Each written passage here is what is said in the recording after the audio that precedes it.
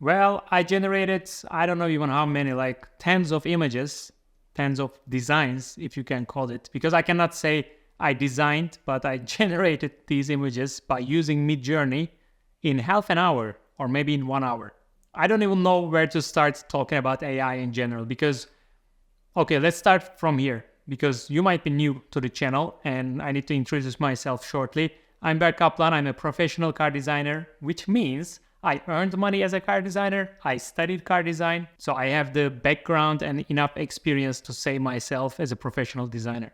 Currently, I work as freelance designer and like a small YouTuber, as you see, for different projects. So I use AI, but AI is super big topic. I can say I have experience with Viscom. There are some videos you can see on my channel about Viscom, some tutorials and how I use it. And I was always saying that the reason I love it is because you put the sketch, you put the input yourself, and it helps you to render your idea. So you are still in control as a designer. You are still part of the journey, if you know what I mean. But nowadays, I'm experimenting with Midjourney. I'm sharing it on my Instagram and also here in YouTube. And I'm checking people's reactions. I'm talking with my other colleagues, other designers about their opinions. And I feel like there's a huge, big messaging problem at the moment about AI, especially about prompt to image generation type of AI like Midjourney. I see many people support and use AI, like even if they don't support, they use AI. And some people totally hate it because of, again, the messaging, in my opinion. Because there are many people who are not designers and they just write a prompt to Midjourney, get a lot of results, and they claim they designed a car, for example. This is very annoying for many designers, I can say that. And for me also, like if you're just writing the prompt, I think it's not designing the thing, right? It's because basically how AI is trained. I mean, I'm not an expert or anything here also, let's make it clear. I'm just a designer who knows a bit about AI. But I can say designing a car is a longer journey than just writing the prompt. I'm not talking about only the skills, because from skills point of view, I totally support AI.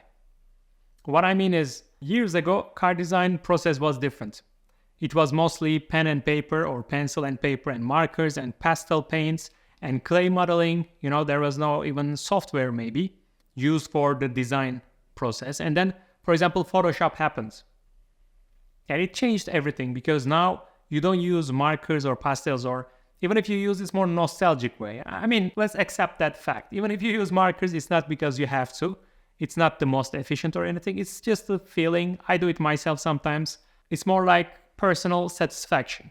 But for the design process, for the efficiency, I use the digital tools like Photoshop, as I said. So I can imagine, I didn't experience that era. I am younger than that, but I can imagine that some designers were maybe offended or annoyed by Photoshop because it was kind of like cheating, I would say. I know some of you are angry right now. Keep calm, let's continue talking, because I know AI is not exactly the same. But I will come to this point as well. Then, for example, Alias happened. Alias was a thing, 3D model. Now you can 3D model and render it on KeyShot or VRED or whatever. So you don't even need to do everything on Photoshop from different angles, the same car, because it can be really painful process. So you can now 3D model your car, which is maybe another cheating, let's say, for some people. Then it was a bit of long process. What I experienced myself is the Blender era, let's say the change I see from Alias to Blender for designers. Because Alias was taking long time, it was like quality surfaces, production surfaces maybe even, but for design it was a little bit slow process. So we are changing to Blender because it's super fast, at least for the ideation phase. You can immediately put your ideas. So, I mean, I will not go deeper in Blender. If you know me, you know I'm a fan of Blender and I have my own online courses you can see on my website. But I experienced that Blender change as well. Some people were against it. Some people were like, no, you need to learn Alias. Blender is not a designer tool and so on. But now everybody, I think, agrees that Blender is an amazing tool for car designers. And today, I see that AI tools like Viscom is a game changer because it does exactly the same. You can decide how much you want AI input. You can decide what type of styling input.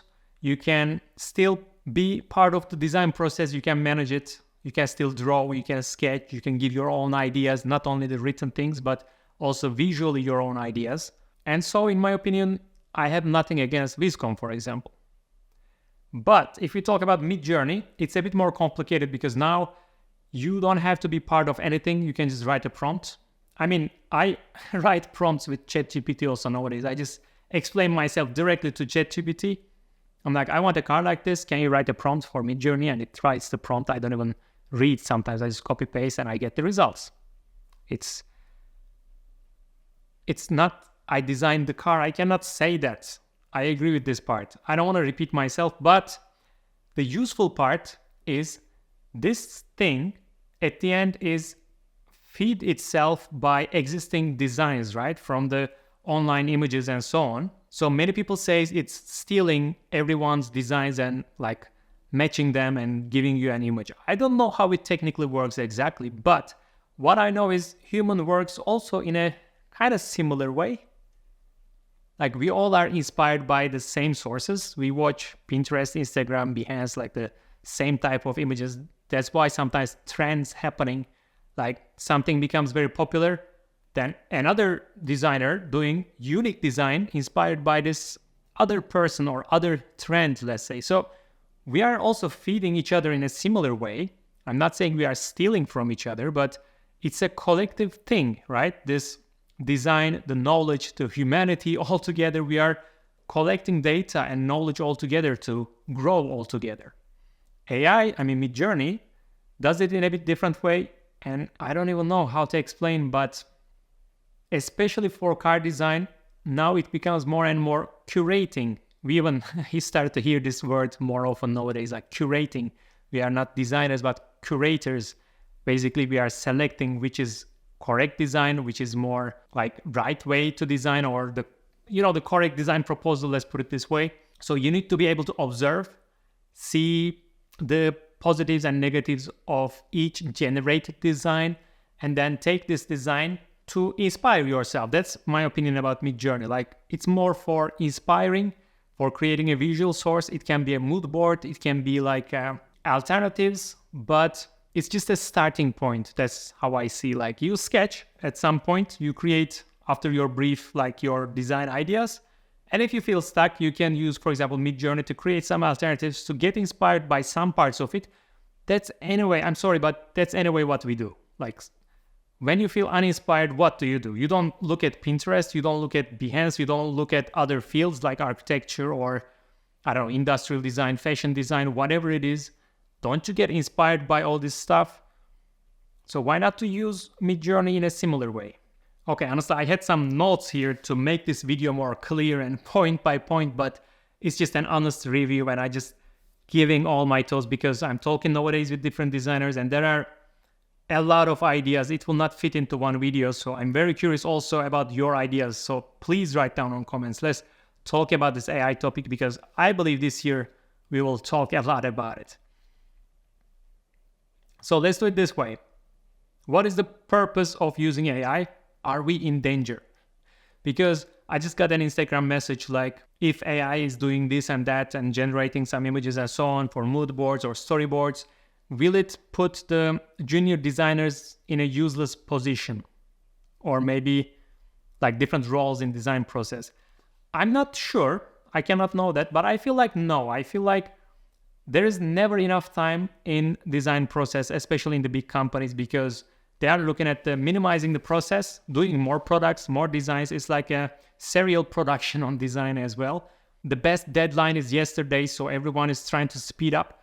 So it doesn't mean that if we speed up process, we need to remove some people. I don't think so. I think we all will just generate and produce more and more work. But it's like other tools. Like after Photoshop, we didn't get rid of designers and hire only one designer to do everything faster. Or with Blender, like with Blender, we can do 3D models rather than a couple months in 2 days, for example.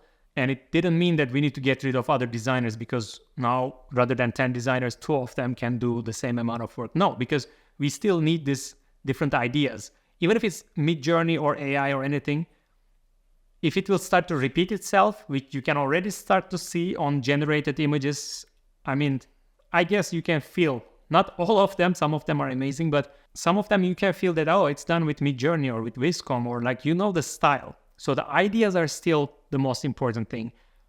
That's why I don't think that we are in danger or something. But of course, as I said before, we need to learn AI to not be in danger. I think everybody will use somehow some type of AI. I'm not saying everything. So how did it train, and is it ethical? We talked about it already. About the ethical part, stealing the design part. Today also there are many artists or designers, let's say so-called people, they steal others' work and they claim like it's my design, They just mix two different cars and they say, I designed it, I'm so unique, I'm so original. I don't think so. You are stealing. Anyway, I'm not talking about inspiration, by the way. I'm talking about literally stealing ideas. You can do it anyway without AI. If you want to be stealing, if you want to be non-ethical person, if you want to cheat, you can do it without AI too. With AI, it's probably just easier, but it's the same thing. It's again, depends on how you use the tool. I think we understood each other on this, I hope. Let's talk about junior designers versus senior designers. It's also an important part because for the senior designers, I think it's easier because we can just use AI and we can see already what works on this design or what doesn't work on this design. So we can decide better this curating part. And we know that design is not only about this final image that you just get out of Midjourney. It looks super realistic, everything's like nice reflections and so on, but it's not the design itself. It's just a visual. It should be just an idea. And it's another critique about Midjourney for car design, for example, because it immediately gives you the final result, which kills all the process of design. And we know that this is not designing it. But for junior designers or design students or somebody who is not related to design might think that this is the design. So that's where I think we should be supportive to these people. We should support young designers and give them the correct message. Show them this is only just a tool and how to use it in a correct way. So if you're a junior designer or a design student or someone who is just interested in design, I can tell you that when you just write a prompt and get a result, it's not the design. I hope you also understand each other on that one. But again, I will talk more and more about all these topics this year, hopefully. So the final thing I want to announce, I thought about it a lot and I still have a couple of questions, honestly, but I'm planning to make an AI for car design course. And right now, I already made the pre-order button on my website. So if you're interested in to not miss it, there is also a special discount. So you can go already purchase, pre-order it. It will take a couple of months to be ready. So don't be angry like if it's not ready next week, because I am still experimenting myself with different tools. And the purpose of this course is when I check AI tools, there are hundreds of them. There are a lot of things. And sometimes when you just see something online and try it yourself, you might get disappointed too quickly. Like you try something and what? That's the result. How do people create? What type of prompt they write? How do they use Viscom? What tool they use? How is it possible? It didn't work for me. I want to avoid that because you need to spend, I think, good amount of time to experiment and learn all these tools. So that's what I will do, like I did for the Blender course. And then I will put it for, in my opinion, the best way for car design. And I will put all these things together for like a course.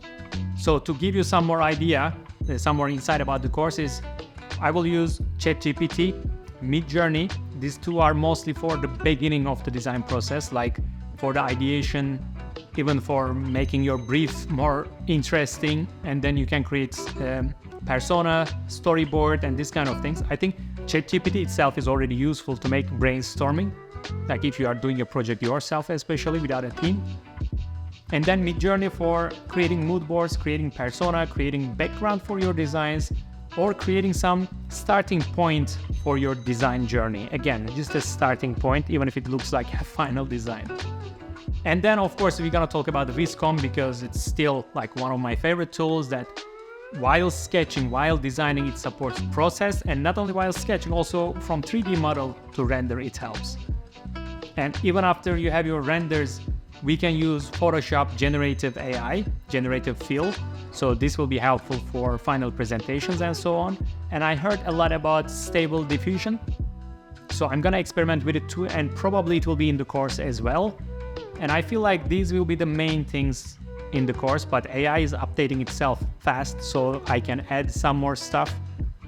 And it will be kind of like a growing thing, this course. But I wanna focus from the beginner point, like how to even start using AI and creating results, which I believe they are good. So if you're interested in seeing the way I will use AI for my car design, you can pre-order the course already.